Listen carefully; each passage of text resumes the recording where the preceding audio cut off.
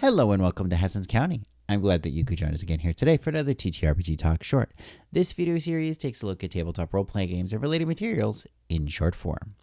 Today's game has you, the player, acting as agents in a dance of cloak and dagger corporate espionage, forced into your positions due to possessing special skills that the elites need to maintain their power. Extreme wealth disparities and stratification dominates the megacity of Omni-Mega Chicago that so many of your companions are forced to scrape by in. Will you use your power to gain the wealth and influence to jump from the shanty towns of the second city and into the gates of the first? Or will you attempt to be the spark of a second great Chicago fire, burning it all down from the inside? This may sound like one of many games that are already out there. But the year is not 2077, with neon code and chrome dazzling your eyes from all of that dirt and rusty cyberware chum. Rather, instead, the year is 1915, and you are a warrior of cardstock and the occult in Richard Kelly of Sprinting Owl Games' new game, Black Ice, White Dragon. Yes, Black Ice, White Dragon is set in the era of Art Deco. While in the United States of our world, we went through a progressive era that attempted to rein in some of those robber baron behaviors and corporate corruption in the early 20th century.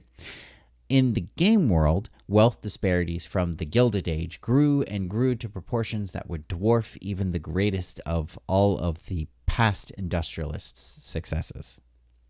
This concentration of wealth was allowed by two things, an invention and a discovery. The first, the invention, was Herman Hollerith's tabulation machines. These were developed in real life in the 1880s and the 1890s.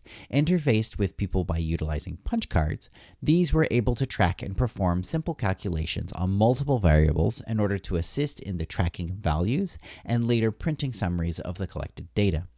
They are quite ideal for use in census work, accounting, billing, and inventorying. As a result, they were utilized by governments and large companies all over the world to process and store a lot of numerical data.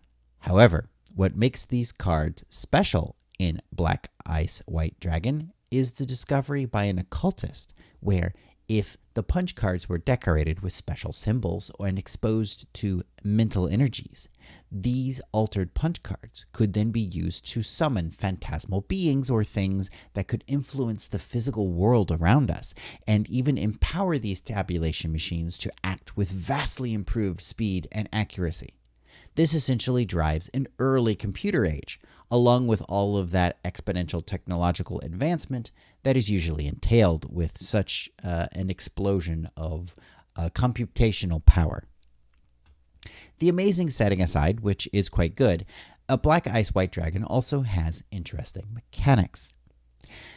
Basic actions involve stats and a certain number of six-sided dice like many other TTRPGs. However, conflict is resolved through the use of card duels, not unlike the game's inspiration in Yu-Gi-Oh! The duels can be played with tokens and a deck. This deck can be of any type of card that you like.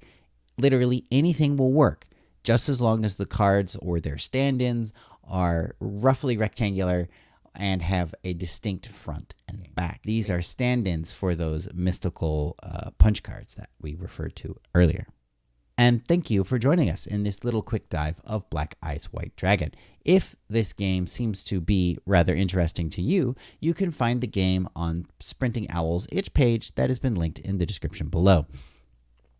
Black Ice White Dragon is also Creative Commons Attribution licensed. If you are a creator and you're potentially interested in this, looking at this new game for creating supplemental materials or maybe your own adaptation in a new setting. Now, it's time to get those punch cards ready. Oh, and don't forget to like, subscribe, and of course, rate your itch purchases. Have a good zone.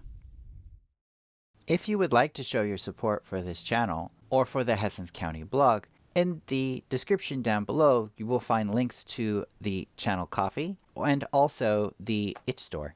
Please feel free to take a look, and thank you for your support.